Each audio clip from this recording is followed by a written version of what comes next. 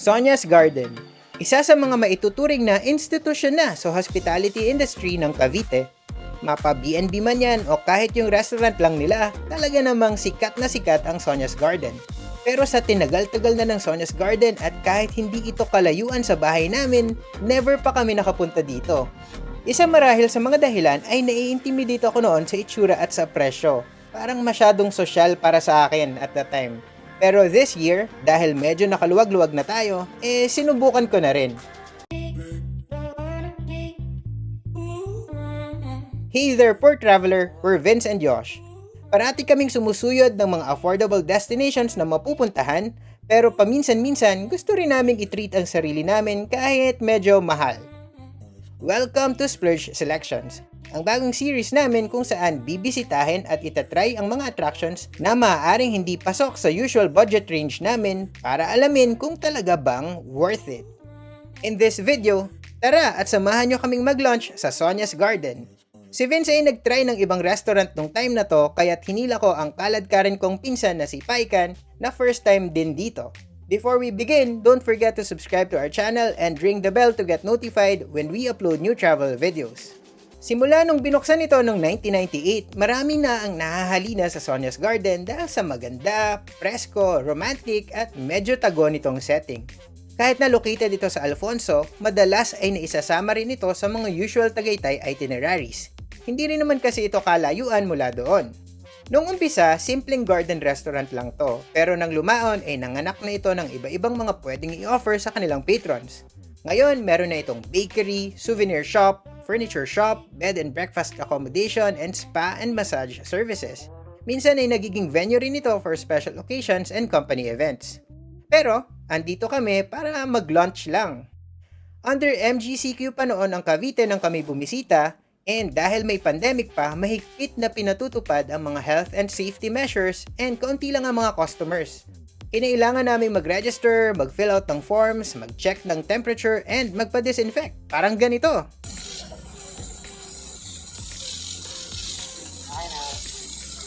Pagkatapos, tinuro na sa amin ang direksyon ng restaurant. Pero bago namin marating ang kainan, nadaanan muna namin ang garden na napapalumutian ng samut-saring mga bulaklak. Sa ibang sulok ay may hilera ng mga herbs at iba pang mga halamang pwede mong bilhin. Nang marating namin ang mismong kainan, kami ay welcome ng isang malaking room na mistulang greenhouse dahil sa napakaraming halaman sa loob. Pero ano nga ba yung nasa menu? Okay, kilala ang Sonia's Garden sa ino-offer nitong buffet. Pero dahil na rin nga sa pandemic, iba na ang paraan ng pag-serve ngayon. Unlimited pa rin ang pagkain, pero ihahatid na lang to sa'yo ng naka-assign na waiter sa table mo. Kung gusto mo pang dagdagan yung isa-serve, just tell the staff. Actually, madalas ay tatanungin ka rin naman nila kung gusto mo pang padagdagan bago mag-move on sa next course. Pero teka, ano-ano nga ba yung mga pagkain dito? Ang unang kailangan mong malaman, ang standard lunch set ay no meat. I repeat, no meat.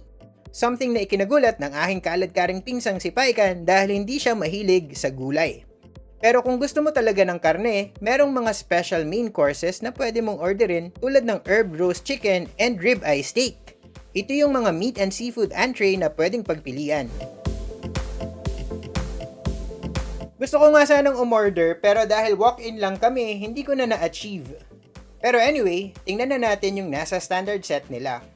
Unang isa-serve ang garden salad greens, composed mainly of fresh lettuce and arugula, topped with mango, singkamas, eggs, cucumber, white corn na mas pinasarap ng Sonia's Secret Salad Dressing.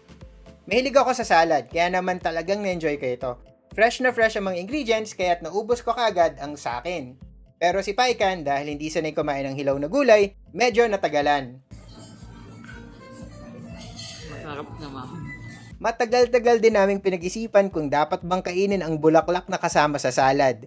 Pero dahil naalala ko na edible nga ito, kinain ko na lang din. Halos kasabay ng salad na dumating ang whole wheat sesame bread and 5 different dips and toppings. Kasama dyan yung basil pesto, white cheese, tomatoes, anchovies at ang pinakabumenta sa amin, ang mushroom pate. Sarap sa lahat. Pero sa totoo lang, kahit walang dip or toppings, masarap na yung tinapay pa lang. Ang sarap ng bread. Kaya Hindi nga. mo kailangan ng dip para sa Kaya sabi ko sa inyo kanina. masarap talaga yung bread.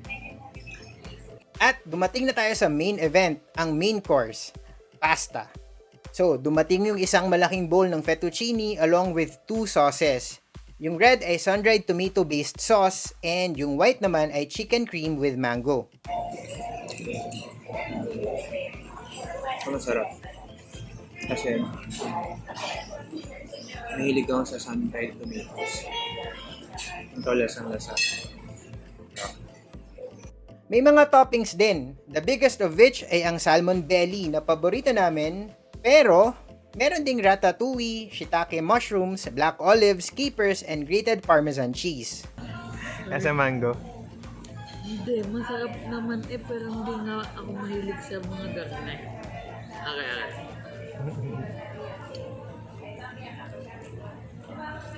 At syempre, dessert. May 3 klaseng treats served on a plate. Glazed sweet potato, aka kamote Q, banana rolls with sesame and jackfruit, aka turon with langka, and homemade chocolate cake, aka homemade chocolate cake. Parang siyang fragrant na, no?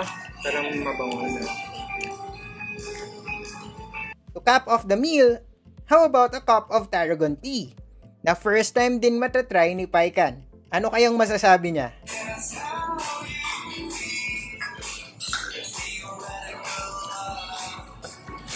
So, yan ang menu for lunch and dinner. Pero kung mas bet nyo ang breakfast, here's what to expect.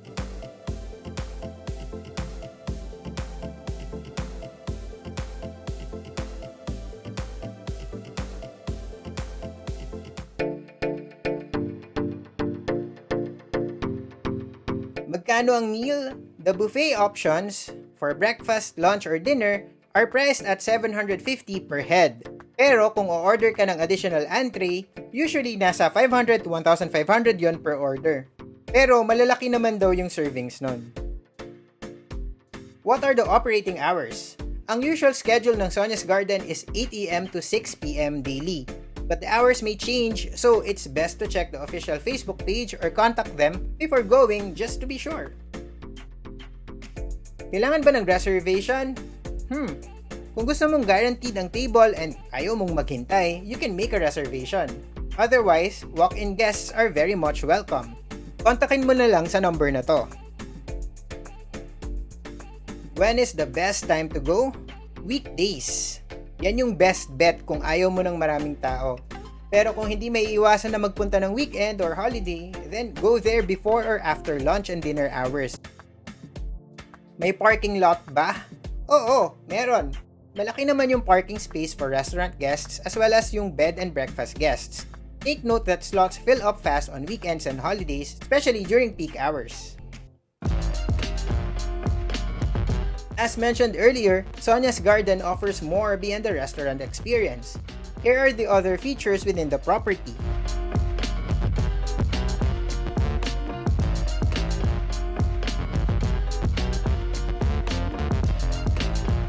Before we left, nagbaon kami ng Spanish bread para sa mga kasama namin sa bahay mula sa kanilang panaderia or bakery. Pero ang tanong, is it worth it? Well, kung tatanungin mo ang pinsan kong hindi kumakain ng gulay pero pinilit kong sumama, Hindi kasi ako mahilig sa gulay. Hindi talaga. I'm sorry. pero for me who wouldn't mind the absence of meat, all things considered, okay naman siya. The food is just that. Para it's okay. And more than that, it's the setting. Kasi ang ganda ng lugar.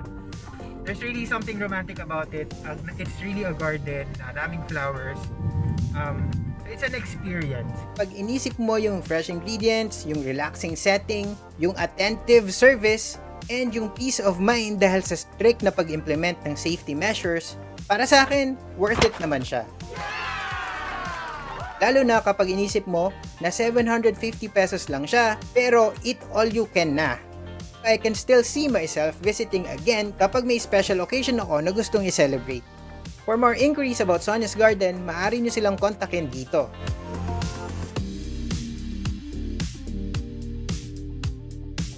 In our next videos, we'll be taking on other restaurants in Tagaytay. You don't want to miss those, so don't forget to subscribe and ring the bell to get notified whenever we have new uploads. If you need more information about traveling around Tagaytay and other destinations near Manila, you'll find comprehensive travel guides with sample itineraries on our website, www.theportraveler.net, or check out the links in the description. If you have questions, make good use of the comment section below. You can also follow us on Instagram, TikTok, Facebook, Twitter, and YouTube. Just look for @theportraveler. You may also tune in to the Port Traveler podcast on Spotify and Apple Podcasts. That's all for now. Remember, plan smart, travel safe, and make every food trip worth it.